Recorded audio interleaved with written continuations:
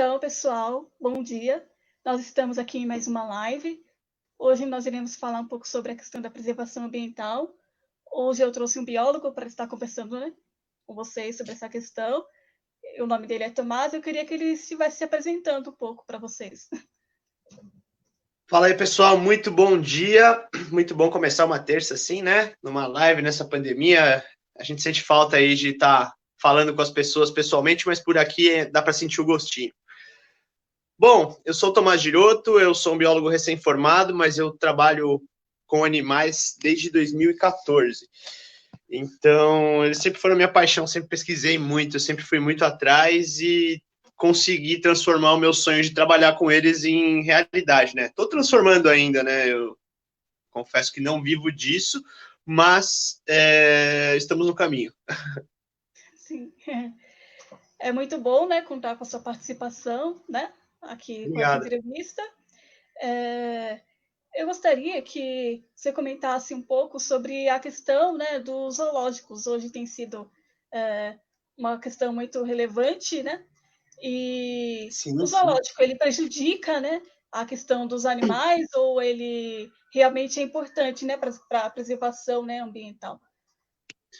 Vamos lá, o que nós vemos muito na atualidade, aliás, Janaína, muito obrigado pelo convite, né, pela oportunidade de estar falando desses temas tão importantes, porque zoológico, assim, quem narra essa questão do zoológico, muitas vezes, são pessoas que são contra zoológico, né, elas não são nem abertas a entender o que acontece dentro de um zoológico, tanto é que, muitas vezes, a gente leva essas pessoas para terem contato com uma instituição zoológica ou um aquário, sério, né? Sim, E a pessoa ela muda de opinião.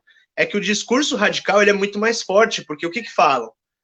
Eles falam que atualmente ainda tiram-se animais da natureza, que os animais estão lá somente para mera exposição, que eles estão lá sendo explorados para gerar lucro, e eles esquecem de todo o resto, né? Inclusive, ontem eu estive na TV Gazeta e a gente estava lá com o link ao vivo num CRAS, aqui no Tietê, né? Que é um centro de reabilitação de animais silvestres.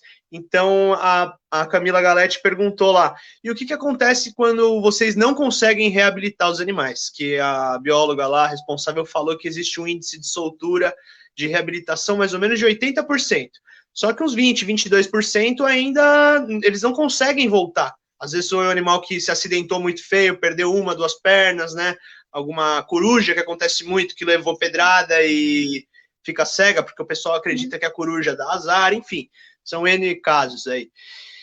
Então, esses animais, eles precisam ir para algum lugar e, obviamente, eles precisam de cuidados especiais, né? sim, Então, o zoológico conta com a equipe de biólogos, veterinários, e, além disso, o animal ele vai estar lá tendo uma condição de vida supervisionada, inclusive pelo público, que também sim, pode, né, chegar e fazer uma denúncia, por que não, né? No zoológico é super permitido filmar, fotografar. Se o animal estiver maltratado, é óbvio que não são todos os zoológicos do mundo que são corretos, né? Quem sim, dera. Mas muitos deles, aqui no Brasil, pelo menos, existem várias instituições zoológicas, quando eu digo assim, né? Zoológicos, criadores, mantenedouros, fundações, aquários, que fazem trabalho sério, né? Inclusive, eu já tive o prazer de conhecê-los por dentro e posso garantir que fazem um trabalho sério, sim, né? Os dados também garantem isso, com animais aí de espécies ameaçadas que estão sendo reabilitadas, né? Passando por programas de reabilitação da espécie mesmo em natureza. Então, os zoológicos, eles são fundamentais. A gente precisa parar de enxergá-los somente com esse olhar de, é o animal preso para entretenimento humano. Não é bem assim, não. sim. E tem também essa questão, né? Muitas pessoas têm esse pensamento de que realmente é algo só para uma exposição, né, ali do animal, algo que é para o entretenimento. E deu para, né, ter o entendimento de que realmente há uma fiscalização, há todo um cuidado aí, né, todo um processo aí para que esses animais estejam com o seu bem-estar, né, ali dentro, né, do zoológico. E em relação aos santuários, né, eles são mais, os animais que estão, né, aí nesse ambiente, eles são mais bem tratados do que no zoológico? Eu estava pensando exatamente nesse exemplo do santuário para fazer o link aqui.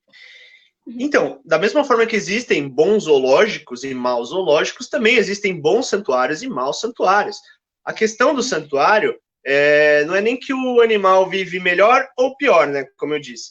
São condições diferentes da interação do público, né? Então, o zoológico, você querendo ou não, o público, ele tá lá fiscalizando. Se ele acha que o animal tá doente, não sei o quê, ainda mais nos dias de hoje, ele pode, inclusive, questionar a entidade, fazer um vídeo, colocar na internet e receber uma resposta dessa entidade explicando o porquê daquilo, sabe? Tem o poder de fiscalizar. Mas os santuários, eles possuem aí essa restrição do público, né? Eles não aceitam visitação. E uma outra coisa também, que eu estava pensando aqui, ai meu Deus, agora me fugiu, de zoológicos e santuários, é essa questão, né, da bilheteria. A bilheteria de um zoológico, ela existe para manter também, não é só para dar lucro para o dono. Por exemplo, o zoológico de São Paulo é um zoológico atualmente do governo, né? Então, não existe uma pessoa só atrás ganhando dinheiro, se é para pensar assim, né? A bilheteria existe porque existem custos, né? Existem funcionários que trabalham lá dentro, pesquisa, material de pesquisa, é bem caro. Manter os animais também é bem caro, né? Putz, imagina só, manter mais de 300 animais igual o Zoológico de São Paulo faz, tendo grandes primatas, grandes carnívoros. Esses bichos comem uma quantidade absurda, né? O Zoológico de São Paulo tem, inclusive, uma fazenda para produzir comida para o próprio zoológico. E eles também usam uma parte da venda dos produtos da fazenda para complementar a renda para o zoológico mesmo. E, bom, deixa eu pensar uma coisa aqui de santuários que é legal de falar também. Com relação à fiscalização, sem ser a parte do público que eu disse, os santuários, isso é fato, eles passam aí por uma fiscalização, assim, eles têm menos órgãos a quem responder, a quem prestar contas, do que os zoológicos, né? Os zoológicos, eles têm ali, não é simplesmente pegar um bicho e colocar onde quiser. Existe norma mínima de tamanho de recinto para cada espécie, existe um protocolo de fuga de cada espécie, de acidentes com cada espécie, sabe? É um negócio muito mais complexo do que a maioria das pessoas pode enxergar.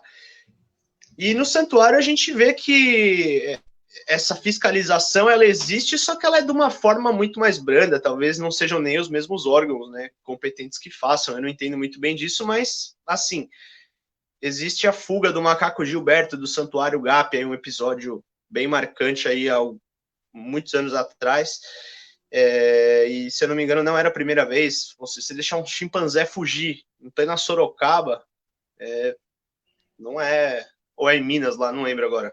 Eu acho que Sorocaba era o zoológico de onde o chimpanzé Black foi tirado.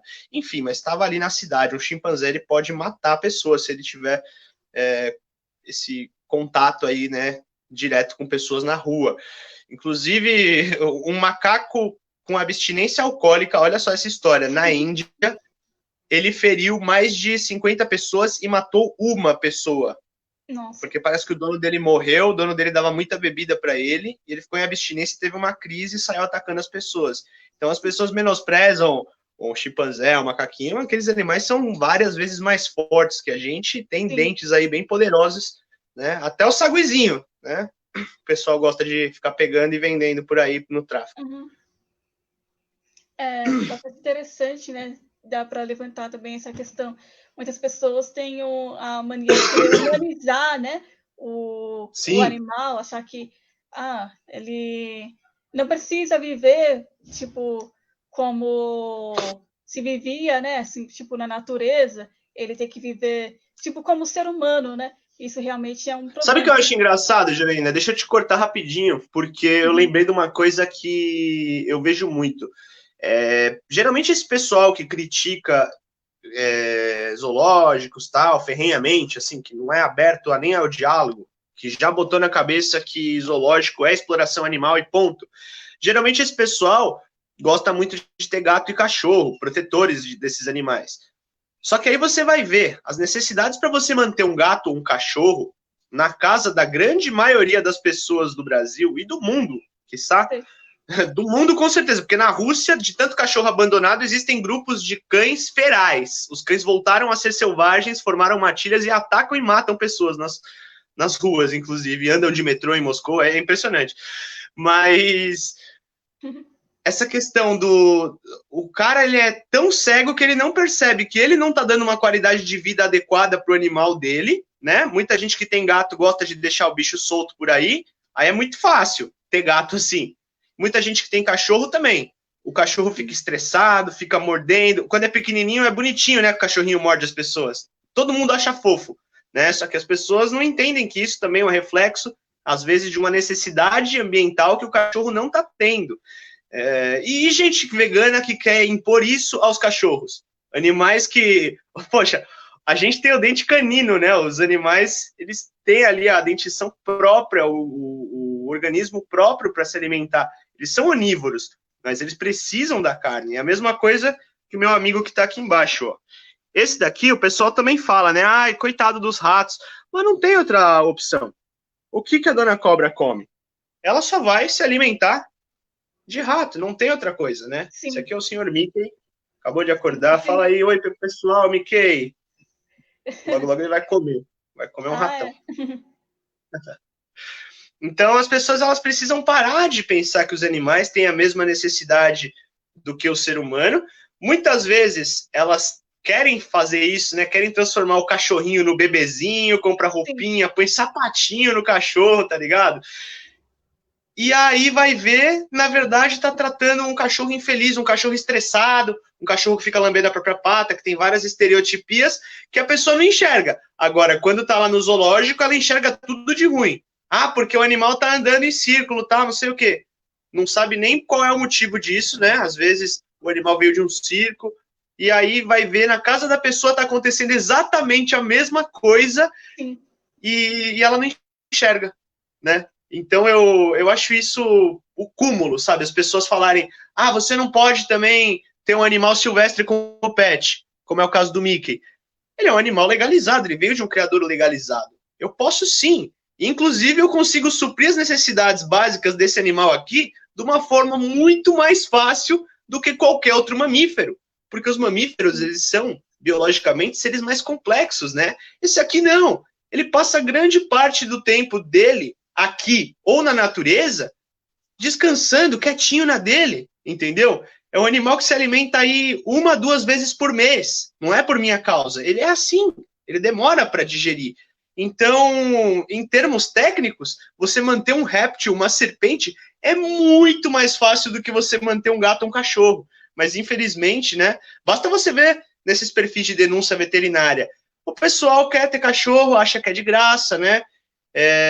Fica com esse discurso criticando o zoológico e não percebe que está fazendo pior na própria casa com o próprio animal, que exige necessidades complexas, né? Mamíferos são animais complexos. Prova disso somos nós, né?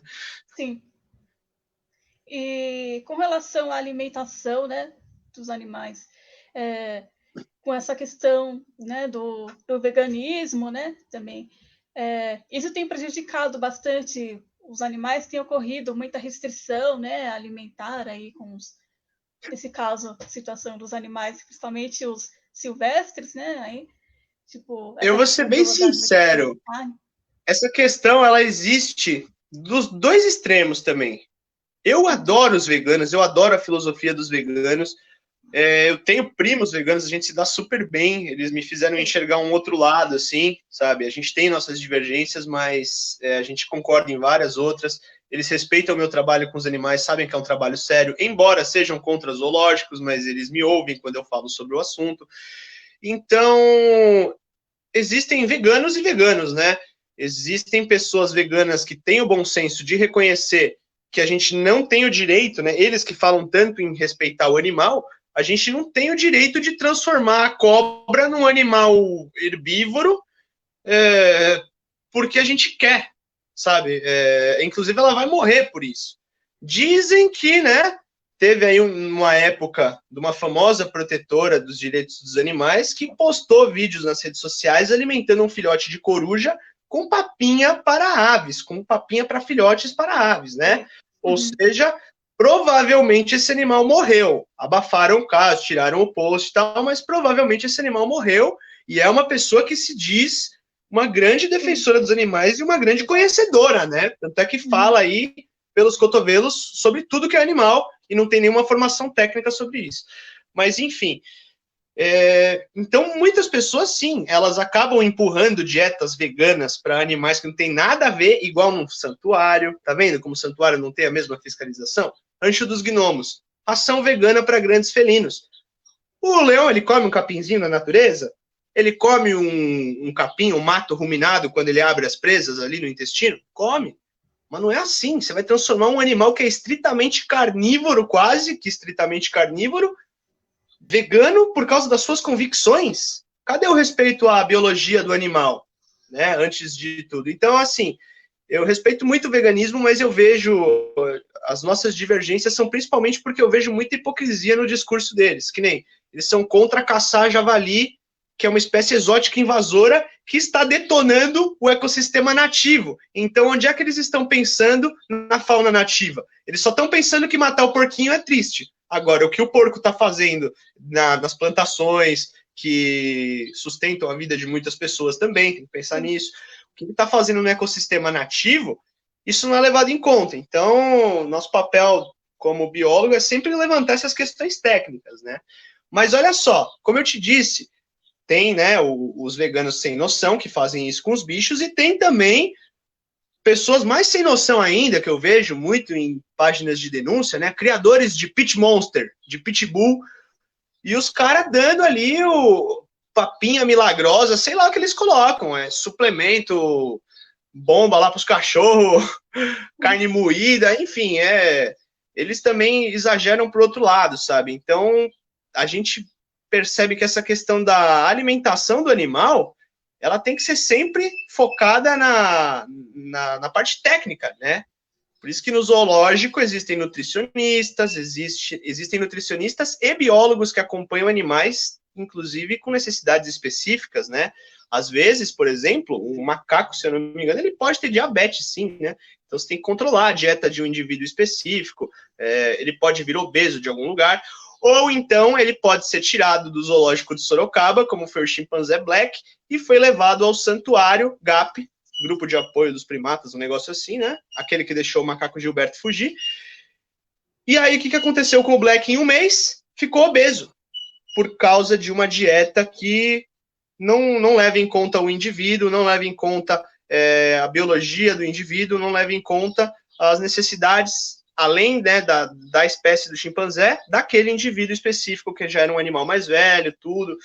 Então, esses extremismos alimentares aí não levam a nada. A gente tem que cuidar dos nossos animais com base no que a ciência diz, né? Com base no conhecimento que a gente tem.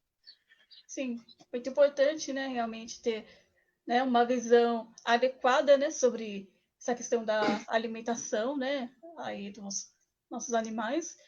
E eu queria comentar também um pouco sobre a questão, né, do desmatamento, essa questão da floresta amazônica, a Mata Atlântica, né? Muitas pessoas acabam olhando só para a questão da Amazônia, esquecem da Mata Atlântica. Qual a sua visão, né, a sua opinião sobre essa questão, né? O Brasil é um país que preserva o meio ambiente ou não? Bom, eu vou ter que levantar uma polêmica aqui, porque por incrível que pareça, por mais absurdas que a gente da área ambiental acredite, as leis ambientais brasileiras são umas das melhores do mundo, sabia? É que assim, agora a Europa tal, eles têm uma grande concentração, eu vejo assim, de esforços, tanto para preservar ambientes ditos mundiais aí, pela questão ambiental, que está em alta, mas também por causa de interesses futuros, né? Por conta de falta de água lá, clima diferente lá, mudanças climáticas. Então, em relação às queimadas, teve um movimento muito grande lá ano passado. Não estou defendendo o governo, mas isso acontecia há vários e vários anos e não se falava nada. Então, claramente, eu enxerguei como biólogo que dessa vez foi uma oportunidade política que enxergaram ali, né, para dizer que o governo estava destruindo tudo. Eles querem, né? A gente sabe que eles querem. O que foi dito naquela reunião ministerial lá pelo ministro da Saúde, vamos passar a boiada nas leis, né? Aquilo ali, para quem está acreditando ainda que existe uma preocupação, eu queria que desse certo. Eu acreditei no começo, eu acreditei lá atrás nesse governo, mas nessa questão ambiental eu achei que a gente teria, inclusive, mais voz, mas agora, com o que foi acontecendo, não tem mais como acreditar. Não tem mais como ver uma visão otimista sobre meio ambiente nisso aí, né? A gente tem que aplaudir os acertos e continuar criticando os erros, mas com o sinal de alerta tá ligado já há um bom tempo. E então essa questão da Amazônia, ela é um problema recorrente, mas não é um problema de ano passado. É um problema aí que já aconteceu, aí já veio acontecendo nos últimos anos todos, né? E a gente tem que tomar esse cuidado, porque elas também são ilegais, muitas delas. Muitas delas se pegam quem está fazendo isso, se o órgão ambiental pega, é multa. Só que aí tem essa questão, né? Você ter a fiscalização adequada dos órgãos ambientais já é difícil. A falta de quantidade de pessoal, né, atuando nessa área, de gente qualificada atuando nessa área, também é difícil. Então, é muito delicado falar nesse assunto aí, né, das queimadas da Amazônia, e eu acho que é claro que nós, da área ambiental, temos que ficar de olho sempre, né, para dar uma voz, porque senão ninguém mais vai dar uma voz e a gente vai acabar engolindo o que os engravatados assinarem lá em cima. Quanto à Mata Atlântica, olha só que interessante. No Brasil, nós temos 2 hotspots de biodiversidade, que são biomas que representam um alto índice de biodiversidade, um alto grau de biodiversidade por metro quadrado, digamos assim, por espaço, né? Quanto mais biodiversidade num espaço menor. E não é a Amazônia, é o Cerrado e a Mata Atlântica. São os 2 biomas aí com a maior biodiversidade. Inclusive, olha só que interessante, o estado de São Paulo, ele é o 3º com maior número de biodiversidade de aves. Ele só perde para, se eu não me engano, Rondônia e a Amazônia mesmo, um negócio assim. Mas as pessoas não têm noção, né, da riqueza que a gente tem aqui no Sudeste, na Mata Atlântica, na costa toda do Brasil, né? E também as pessoas se esquecem que o manguezal, ele é como se fosse, né, uma ramificação da Mata Atlântica. Ele também é considerado aí parte do grande bioma da Mata Atlântica, ele é fundamental tanto para a manutenção do que está para cima do morro, quanto para o mar, para o estuário lá, né? Então, eu sou um apaixonado pela Mata Atlântica, meus primeiros contatos com trilha foram em Mata Atlântica. Eu tenho o privilégio de aqui no final da minha rua, quer dizer, lá no começo dela, na verdade, tem alguns fragmentinhos, assim, né? Era o bairro aqui chama Chácara Santo Antônio, então, tipo, tinha vegetação, mata, tudo, né, nativa de Mata Atlântica, alguma coisinha ainda foi preservada. Então tem muitas aves, tem até tucano aqui, já deu para avistar, né? Lógico que não é toda hora, mas todos os dias, pelo menos, eu vejo 1, 2 aves de rapina passando aqui por cima do meu quintal, longe, ainda bem, né, das minhas aves, mas rastreando, caçando aqui pelo bairro. Vem várias aves frutíferas, sanhaçu, bem-te-vi, sabiá, urubu de cabeça preta, que inclusive é uma ave nativa da Mata Atlântica. Muita gente desconhece isso, né? Tratam o urubu como se ele fosse o pior bicho do mundo, como se ele fosse um invasor. Mas, na verdade, ele é um animal nativo de Mata Atlântica. Na Mata Atlântica existem urubus também que têm a cabeça vermelha e amarela, outras espécies lindas também. Mas o urubu, ele tá aí, né? Bem antes de nós e continuou persistindo aí mesmo nas cidades, né? Por ser uma criatura muito bem adaptada.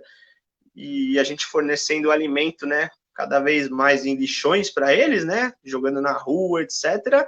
Eles aproveitam, né? É muito comum, pelo menos no litoral, que, pelo menos o caso que eu conheço, deve ser em mais lugares, infelizmente, que o sistema de coleta de lixo ainda é bem precário. Os urubus fazem a festa, cara. É impressionante. Uma pena, né? Tá poluindo ali o ecossistema costeiro também. Sim, é bem complicado, né? Porque muitas vezes eles acabam se alimentando também de coisas que não são adequadas para ele, né? A questão do lixo, então. E olha que o urubu ele consegue digerir quase tudo, né? Mas agora um plástico, um parafuso, né? Pedaços de objetos. Infelizmente, isso mata qualquer um, inclusive a nós.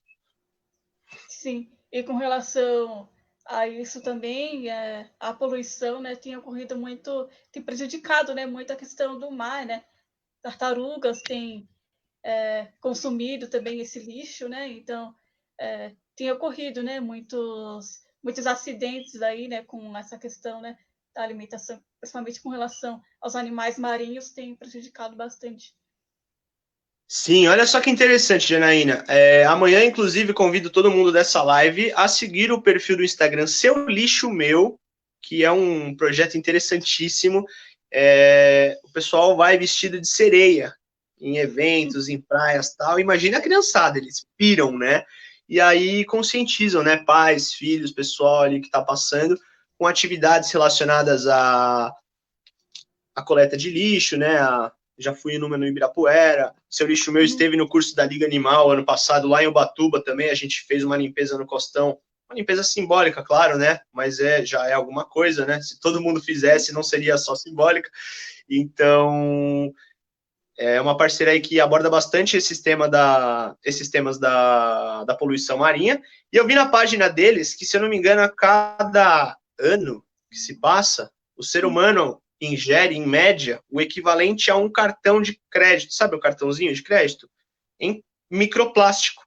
Porque as tartarugas, elas são bem afetadas, claro, e elas são um animal que serve de exemplo também porque elas são muito carismáticas, né? Todo mundo gosta das tartarugas, elas levantam a bandeira ali da conservação marinha, mas não são só elas que estão prejudicadas, é o ecossistema marinho inteiro, né? A cadeia alimentar marinha inteira. Você pensa que o peixinho pequeno vai comendo ali, aí vem o maior e come, vem o maior e come, né? Igual aqueles desenhos, tem sempre um peixe dentro do outro, mas é mais ou menos assim que acontece. E da mesma forma que os nutrientes de uma vida vão passando para outra, né? Aquela energia lá vai transformar o peixe maior em maior ainda. Ele vai passar também as toxinas e as partículas de plástico, né? Que estão ali dentro intoxicando o corpo do peixinho menor e o peixe maior vai, consequentemente, estar intoxicado. Então, é o que eu sempre falo, não existe fora, você não está jogando seu lixo fora, porque não existe fora. Uma hora ele vai parar aí, por exemplo, para no bueiro, do bueiro vai para o esgoto lá, depois cai no rio, cai no mar, sabe? É muito complicado essa história aí dos descartes indevidos de resíduos sólidos. Mas é um problema global, né? É um problema que, se você perguntar para alguém que esteve na França, vai falar que, eu nunca estive, mas vai falar que as ruas de Paris estão lotadas de bituca de cigarro, porque é uma... Peraí que um pombo caiu aqui. Elas estão lotadas ainda porque se tornou cultural, sabe? As pessoas falam, é só uma bituquinha, é só um lixinho. Aí jogam lá, e aí quando você vai ver, tem um maracanã de bitucas por ano não, acho que por dia, nas ruas aí, né? É bem complicado ainda, precisamos lutar muito ainda para as pessoas entenderem a necessidade de jogar a droga do lixo no lixo.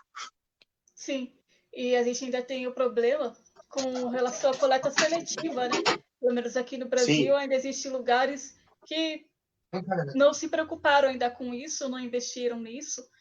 Alguns municípios ainda sofrem com essa questão, eles ainda estão numa situação bem complicada em relação a isso. E Sim. eu queria também, né, levantar um pouco a questão do caso da adoção, né, dos animais e com relação à criação, né, dos animais, assim, essa questão da compra, né, dos animais. O que é melhor, né, você adotar ou, de repente, a compra, né? Porque no caso de um cachorro, por exemplo, tem toda essa questão das características, né, daquele animal que você vai comprar. Às vezes você quer um cachorro de guarda para sua casa, você quer. Então, a adoção muitas vezes acaba não trazendo essa questão mais específica, né, características específicas para o animal. E quando você compra, você tem um animal com aquelas características que você, digamos, precisa, né? Pois é. Olha só, chegou em boa hora, resolveu voar aqui. Essa é uma das pombinhas que chegou aqui em casa ontem. E aí, olha só, eu estava a fim de ter os pombinhos há muito tempo, mas eu não tinha um viveiro. Aí eu construí um viveiro aqui pro meu Lores, aí coloquei as codornas no solo, falei, tá muito vazio ainda. Já queria um pombo há muito tempo, mas é muito difícil, né, você encontrar um pombo para adoção. Aí eu resolvi entrar ali no Mercado Livre e comprei de um pombal lá de Jarinu. Esse aqui e esse meu amiguinho aqui que está na estante aqui, camuflado. E aí o que aconteceu? No mesmo final de semana agora que eu estava finalizando a compra, uma proposta de uma doação de uma pombinha que perdeu uma asa. Então, assim, eu fiquei meio arrependido de ter comprado esses animais, né? Eu não sabia que a pombinha da adoção ia vir. Porque, no caso, é o que você falou. Eu só queria uma pomba, eu não queria ela, né, por algum motivo específico. Só precisa ser um animal jovem para que eu possa condicionar e ele faz parte aí dos animais que trabalham comigo, que vivem comigo como se fosse um pet, né? E um embaixador da educação ambiental. Só que aí, no caso, né, é como você disse, eu estava buscando tanto faz, eu só queria pombas. Aí eu encontrei, comprei e de repente eu precisei adotar. Eu pude adotar e aceitei adotar. Só que com o cachorro é aquilo que você falou também. Às vezes você está num apartamento e aí você quer fazer uma adoção, só que como é um animal que você não sabe a procedência dele, ele pode acabar, o risco dele acabar crescendo e se transformando num problema de qualidade de vida para você e para ele existe, né? Ou então animais que eles vão vão desempenhar determinadas funções, como você diz, cães de guarda, cães de pastoreio, cães mais assim, que tem aquela disponibilidade física, energética, ou até para praticar esportes, né? Border Collie, que é o exemplo clássico. Então, se você está buscando um animal com uma finalidade, muitas vezes vale a pena você procurar por um animal de raça e sempre de um animal de um canil certificado, né?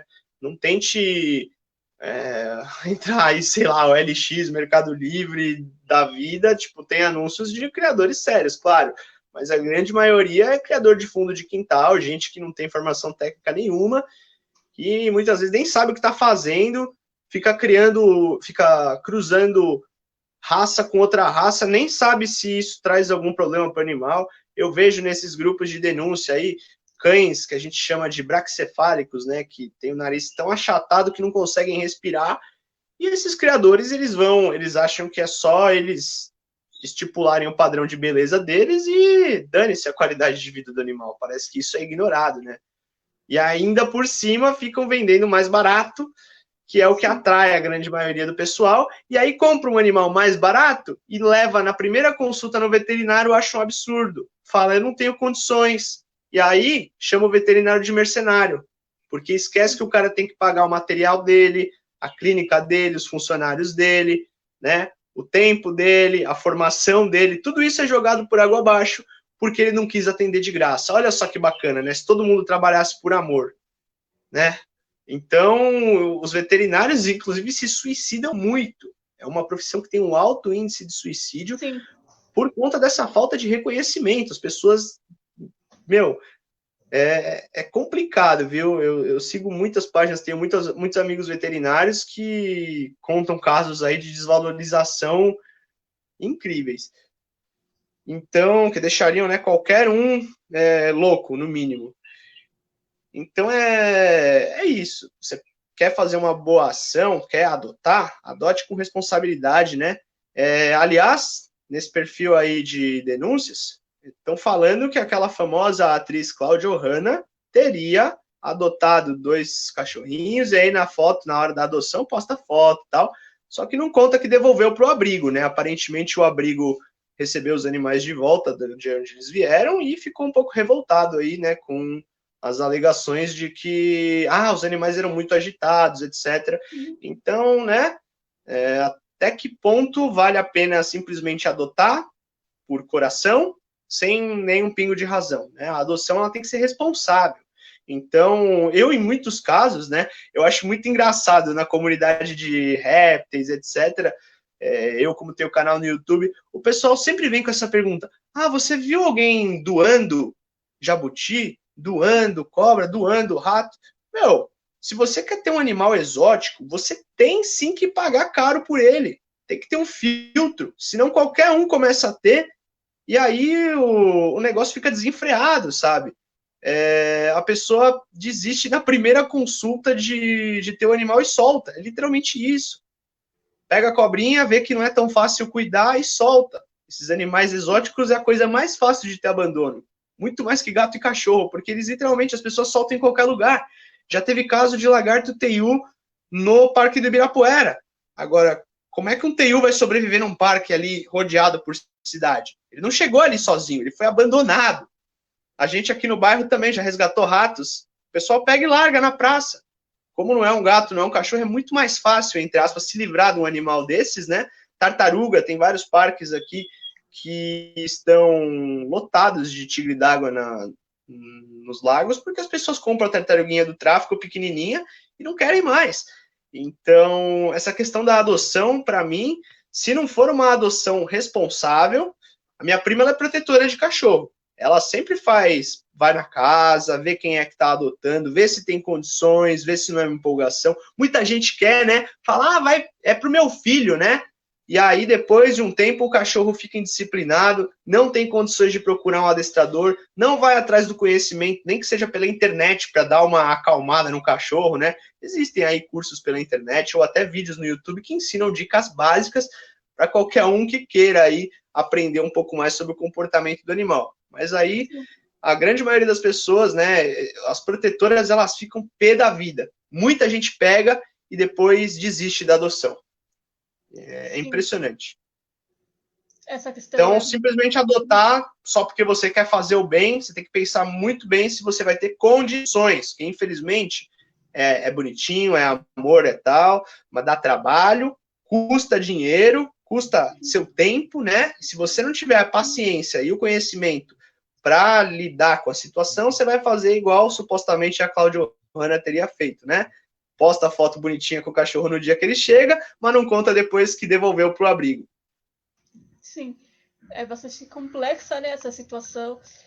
A gente tem muitos animais na rua, né, infelizmente, e muitos, né, consequentemente foram abandonados aí na rua. E essa questão é bem complicada nesse sentido. E o que poderia ser feito, né, realmente para reduzir, né, essa quantidade, né, de animais aí na rua, ter realmente esses animais eles devem, né, ter o direito a um local mais adequado, né? Com certeza. É uma questão muito complicada os animais de rua. Por quê? Porque eles não estão só prejudicando a eles mesmos, o fato deles estarem ali. Eles estão prejudicando também o ecossistema nativo, né? Então, aqui em São Paulo, é meio difícil de imaginar como é que um cachorro que está na rua vai causar algum dano no meio ambiente. Mas em cidades rurais, também acontece abandono, né? E as pessoas deixam gato, cachorro, ou deixam ficar procriando, e procriando, deixa o gato solto. Eu tenho muito problema com gato solto aqui no meu telhado. Tem uns 2 ou 3, o bicho tem coleira, você ouve a dona chamando, e assim, eu tenho mais de 15 animais na minha casa e nenhum sai dela atrapalhando a vida dos outros animais, das outras pessoas por aí. Então, você está sendo muito radical? Não, porque o gato solto, ele também, ele tá sujeito a... Se eu fosse um cara ruim, né? Eu jogo água quando ele tá no meu telhado para espantar com o susto. Agora, na época que tinha aquelas denúncias graves na televisão com animais, inclusive no programa da Luísa Mel, né? Na parte do trabalho dela que é boa, que eu admiro, de protetora mesmo. Ela denunciava casos de, pessoas que tacavam fogo nos animais, jogavam óleo quente, simplesmente porque, o bicho tá entrando na minha casa fazendo cocô aqui. Ou o caso do cachorro Sansão, que entrou na propriedade alheia ali, era um animal manso, segundo as pessoas, segundo outras, era um animal ali que brigava com os cachorros do vizinho, mas enfim, o que foi feito ali nada justifica, né? O cara catou o facão e amputou as 2 pernas do bicho a sangue frio ali. e parece que já tinha matado o pai do cachorro Sansão. Então, né, tem alguma coisa estranha com essa pessoa aí, no mínimo. Então, esses animais, ao estarem na rua, ao você ter um animal e deixá-lo na rua, você está deixando ele sujeito, infelizmente, a todo esse tipo de crueldade por parte dos seres humanos, né? Envenenamento, pessoal que pega gato preto, principalmente na época do Halloween, que fala que dá azar, por incrível que pareça, né? É uma lenda que nem é do nosso país, mas que pega tão forte que as pessoas acreditam e os animais que pagam. É impressionante, assim. A gente acha que não acredita até ficar sabendo de um caso. É igual a história do jabuti que cura bronquite. A gente fala, né, mentira que alguém acredita nisso. Aí você sai com o jabuti para um evento, todo mundo, nossa, esse daí eu comprei um para curar a bronquite do meu filho, tá lá em casa, tal, não sei o que lá, sabe? É impressionante, cara, como lendas, assim, com animais são difundidas de uma maneira péssima para os animais. Mas voltando para os animais de rua, para mim, a grande solução é que eu acho que o Brasil ainda tem tantas outras situações, digamos assim, né, mais importantes do que essa para ser resolvidas primeiro, né? Senão as pessoas aí que vão acabar pagando por tudo, e são as pessoas que decidem isso. Então, se as pessoas estiverem passando fome, não vai dar para salvar os animais, né? A gente tem que pensar primeiro na gente também. Então, tem que, resolver o que vai ser feito com a nossa economia depois dessa pandemia. Se esse governo vai durar mais um tempo, né? Porque já foram cometidos vários crimes aí, ninguém faz nada. A gente está num cenário aí, num horizonte totalmente nebuloso, sem saber o que vai acontecer, né? Mas quando o Brasil arrumasse a casa mesmo e parasse, tivesse tempo para pensar nessa questão, eu sugiro, né? Eu penso, inclusive, mais para frente entrar na política para representar esse lado ambiental, esse lado dos animais que não são gato e cachorro, né? Porque só quem fala de animais na política ou é gato e cachorro ou é criador de canário. Os criadores de canário são muito unidos. Agora, o resto é tudo esquecido. Animal silvestre e tal, essa parte ambiental é bem esquecida, né?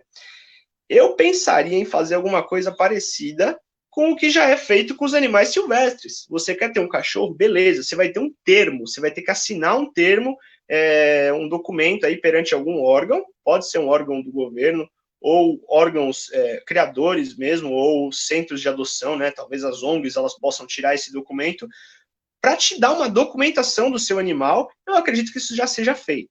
Mas eu iria além disso, microchipar o seu animal, da mesma forma que é feito na Austrália, porque lá eles aprenderam da pior forma, eles aprenderam com diversos animais invasores, gato, rato, cobra, coelho, e tiveram que tomar medidas drásticas de controle, né? Tiveram que matar, literalmente, centenas, milhares de gatos, de coelhos, para poder restabelecer ali o equilíbrio ambiental, porque senão esses animais iam acabar destruindo tudo. Tudo porque o ser humano introduziu e não cuidou, né? Mas os animais que pagam, infelizmente, não tem outra maneira. Então, lá agora, eu tenho um primo que mora lá, ele me falou, né, para ter animal lá, qualquer animal, cachorro, tal, assim, não é bem burocrático, mas você precisa preencher documentação, tudo, você vai ser responsabilizado se o seu animal for pego andando na rua, alguém lá, o órgão do governo, acho que até a própria polícia pode pegar, lê lá o microchip, descobre de quem é o animal e o proprietário sim é multado. Então, é radical? Me desculpa, eu acho que é o mínimo para a gente poder falar em posse responsável. Eu gostaria muito de fazer isso aqui no Brasil. Todo animal, para ser considerado animal de estimação, ele tem que ser registrado em algum plantel aí, né? A pessoa abre aí um cadastro, registra o seu animal e, inclusive, tem que registrar, eu gostaria que tivesse que registrar, pelo menos no caso de cães e gatos, que são animais que podem ter doenças transmissíveis a humanos, como raiva, deveria ter que também prestar contas quanto à vacinação desses animais. Eu acho que isso garantiria o mínimo de uma posse responsável, né? Sim.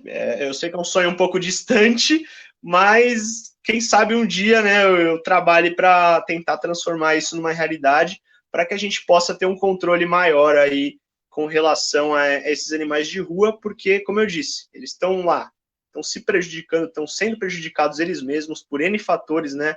Estão ali passando frio, passando fome, crueldade, atropelamento, brigas entre eles, reprodução descontrolada, e também quem acaba pagando é a fauna local, é o meio ambiente, que todo mundo se esquece, os protetores se esquecem dessa hora, né?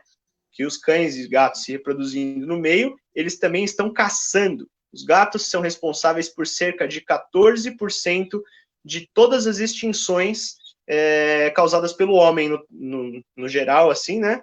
14% é por causa da influência do gato. Do homem colocando o gato perto da natureza e do gato caçando diversas espécies nativas, aves, anfíbios, répteis, né? E aí o pessoal ainda acha bonitinho, meu gato sempre me traz um presente. Olha que legal, seu gato está destruindo o meio ambiente. Até rimou.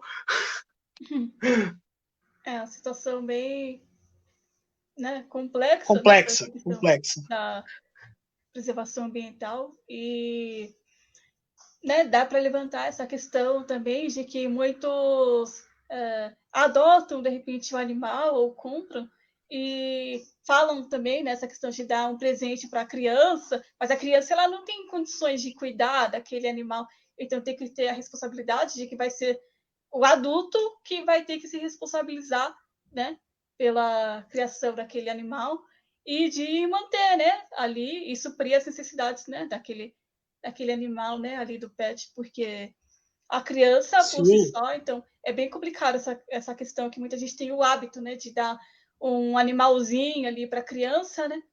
Então, muitas vezes como se fosse até um presente, né? Na Páscoa, quanto coelho não é abandonado depois da Páscoa porque é dado como presente ou levado para a escola para ser o coelho da Páscoa e depois vira o coelho do abandono, né? O pessoal que quiser ver mais essas questões, sigam a página do GAP. GAC. GAP é um dos primatas que eu não gosto. GAC é o Grupo de Apoio aos Coelhos, é uma ONG que faz um trabalho muito sério de resgate e doação responsável de coelhos. E também controle populacional, né? Porque o coelho abandonado, ele reproduzindo, também é um animal que reproduz muito, né? Quase tanto quanto um rato. Deixa eu colocar você aqui.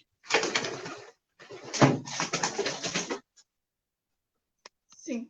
E acho que uma coisa que eu queria falar nessa questão da criança é assim, eu conheço várias crianças que são muito bem intencionadas, que estudam, que pesquisam, mas não estou falando que não é legal você ter um pet em família, né? Mas tem essa consciência que é o pet em família, não é o pet da criança.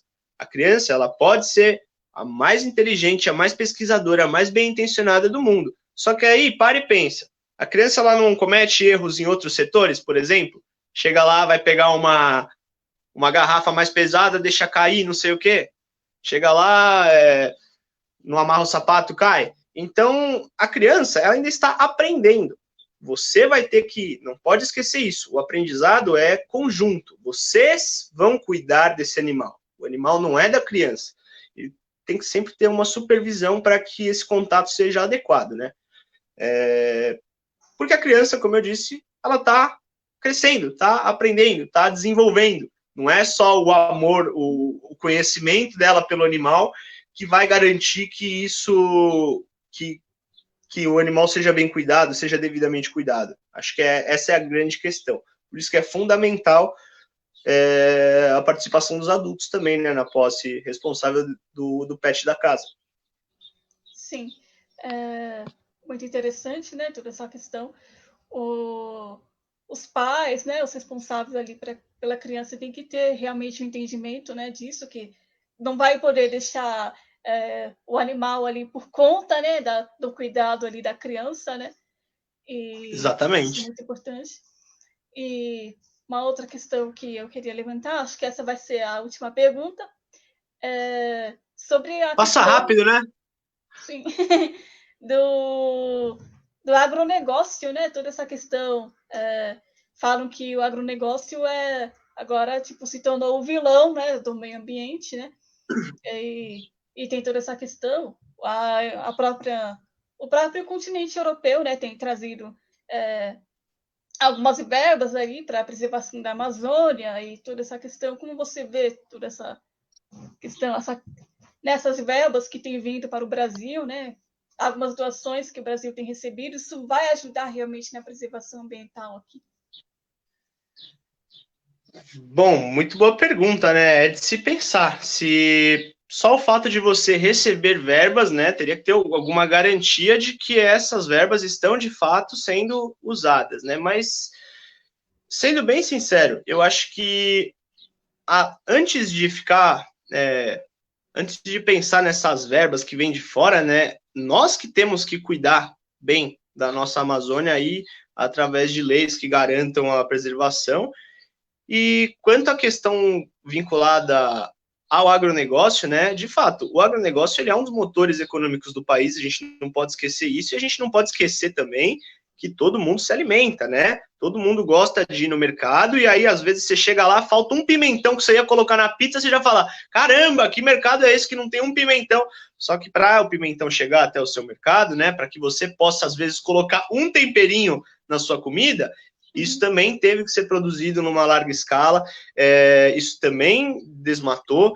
Então, de fato, nós temos que repensar tanto nossos hábitos, né? Que nem eu não sou vegano, mas eu não preciso me alimentar de carne todos os dias, porque eu sei que a produção de carne ela demanda aí um alto grau de energia ambiental, né? Um alto grau de vai muita água, vai muito pasto, né? Vai muita ração, que também é pasto, né? Planta-se a soja e o sorgo lá para fazer a ração para o gado, para depois comer a carne. Então, eu não costumo ser a favor de nenhum radicalismo. Eu acho que a gente tem aí tecnologias que nos permitem produzir cada vez mais e otimizar a produção cada vez mais. Eu acho que a gente tem que focar, né,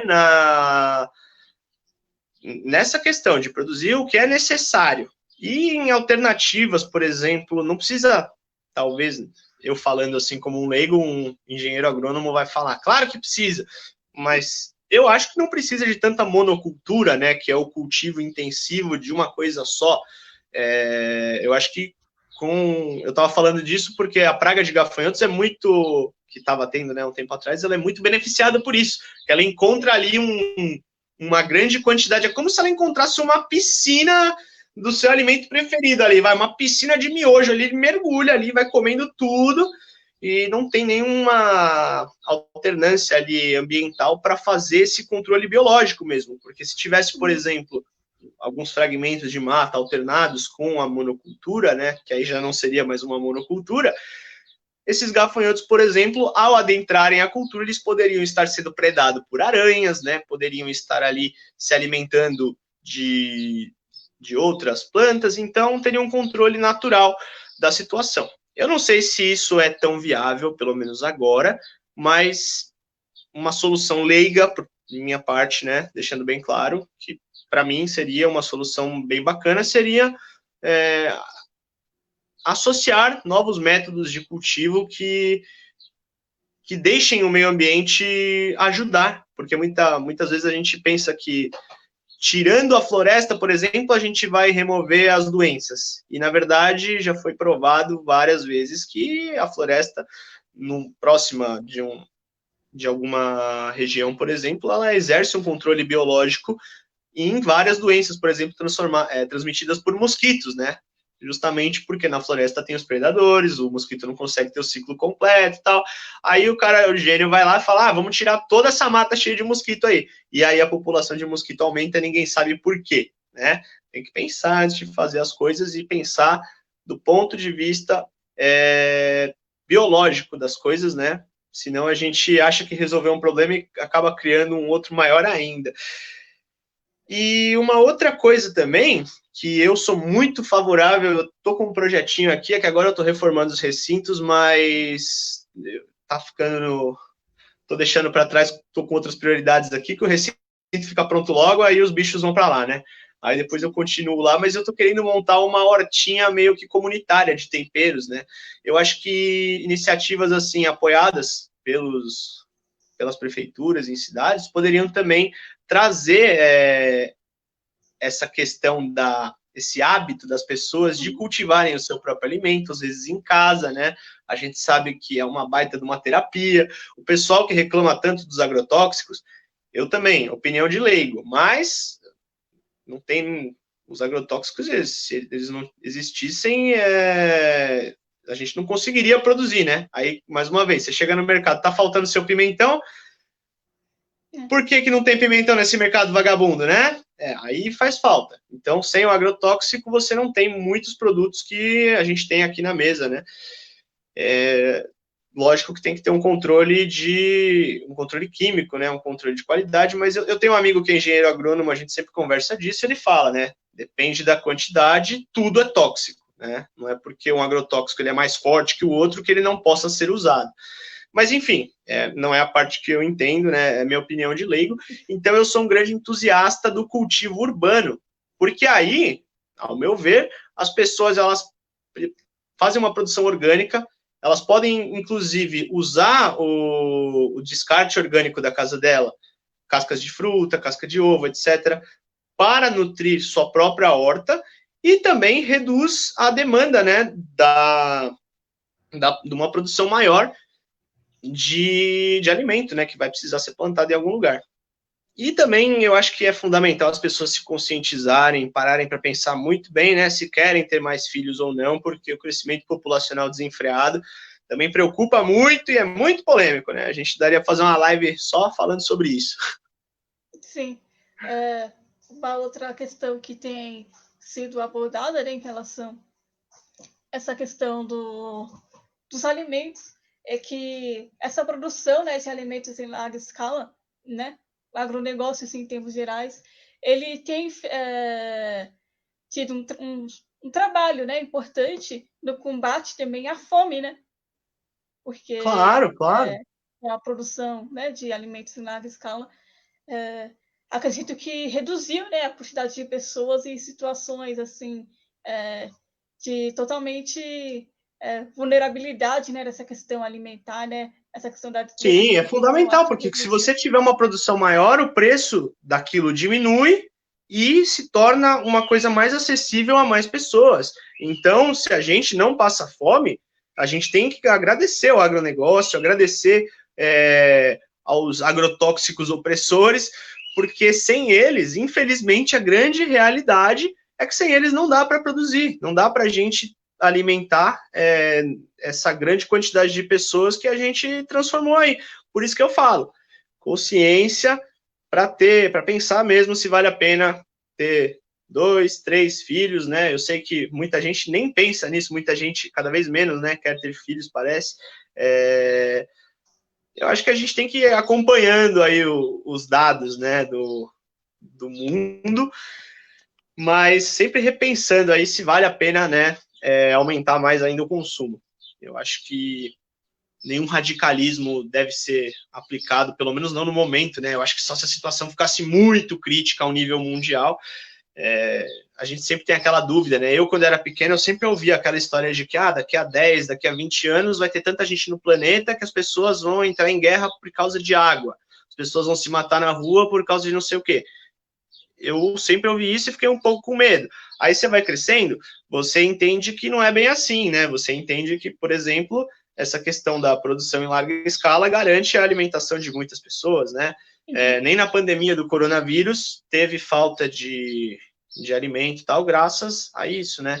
Então, a gente acaba vendo que, apesar de existirem, né, realidades possíveis, futuras, bem alarmantes, que a gente consegue também mudar isso, prevendo essas situações e usando a ciência a favor, né, para mudar Sim. Antes que chegue na situação, de fato.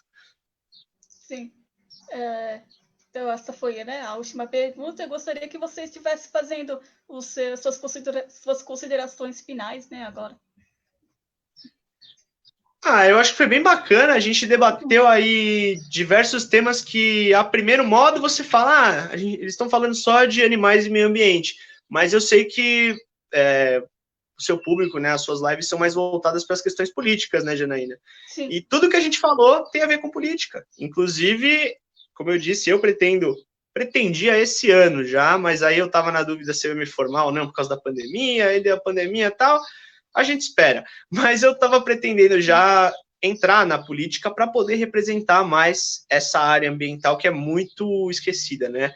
E aí a gente, depois eu vejo os biólogos reclamando e tal, só que aí vai ver quem quer levantar da cadeira e fazer alguma coisa mesmo, né? Aí o pessoal fala, puta, mas é chato, é política, é sujo, não sei o que lá, tal. Gente, querendo você ou não, gostando você ou não de política, é a forma legal, é a forma usada, por enquanto, para resolver as coisas da melhor forma. A gente não encontrou ainda nenhuma forma melhor. Antes era um matando o outro. Antes era um impondo o que queria sobre o outro, sabe? Então, é difícil, é chato. Tem que entender um monte de termo técnico, tem que ficar ralando para conseguir contato de assessor de não sei quem, para falar com não sei quem lá, para conseguir tal informação. Sim, é trabalhoso pra caramba, mas é o preço, né? Senão a gente só vai ficar olhando e reclamando do que eles fazem, né? Sempre assim, eles estão fazendo isso, eles não sei o quê. Então por que não entra alguém de nós para mudar alguma coisa, né? Sim. Não sei, talvez eu seja muito sonhador ainda, né? Mas pretendo me aventurar por esses meios aí para representar o meio ambiente um dia, em breve. Sim. Agradeço, né, a sua participação aqui, né, na live. Opa, eu que agradeço. Que, né, a questão, né, relacionada à política aí, né, que dê tudo certo aí, né, para vocês aí nessa área, né, que Amém. E para o Brasil todo que dê certo em política, que tá difícil. Sim. Infelizmente, pessoas que, né, levantam, né, essa bandeira, né, da preservação ambiental não é tão, digamos assim, fácil, né, de encontrar pessoas que têm esse pensamento, né, essa visão. Muitas entram com um pensamento meio, digamos assim, distorcido, né, errado com relação à preservação ambiental. Então, sim, acredito que, né, esperamos que dê certo aí com relação ao nosso país, né, em geral, que consigamos preservar, né, realmente o meio ambiente. Que dá dó de ver o Brasil com o potencial que tem, principalmente ambiental, de explorar o meio ambiente de uma forma sustentável, dá muita dó. Tem um rio aqui do lado da minha casa, Rio Pinheiros, cara. Isso aqui é um esgoto. O que isso aqui poderia estar sendo usado para lazer, para turismo, para transporte. É muito impressionante como as pessoas não enxergam, né? Parece que não tem ninguém para enxergar uma oportunidade em cuidar do meio ambiente, né? Mas elas existem e cada vez mais se mostram presentes aí, chegando, né? Na nossa sociedade, no nosso mundo moderno. Sim, é uma realidade. Infelizmente, essa questão, né, da preservação ambiental, principalmente dos rios, né, das grandes cidades, aí tem sido um grande problema. Com relação ao rio Tietê também, tem uma situação bastante complicada. Exato. Você fala, como é que ninguém imaginou isso, né? Como é que ninguém pensou que ia ficar assim? É complicado, né? Mas nos resta mudar. Sim. Muito obrigada pela sua participação. Eu vou estar finalizando a live, tá bom? Tá bom. Você sabe me dizer, ela fica gravada em algum lugar? Fica gravada no Facebook e eu vou passar no YouTube também. Ah, tá bom. Você me manda depois, então? Eu gostei bastante. Envio sim. Aí eu vou pôr no Obrigada, canal também. Valeu, Janaína. Foi um prazer. Muito obrigado a todo mundo que assistiu. Valeu. Obrigada. Valeu.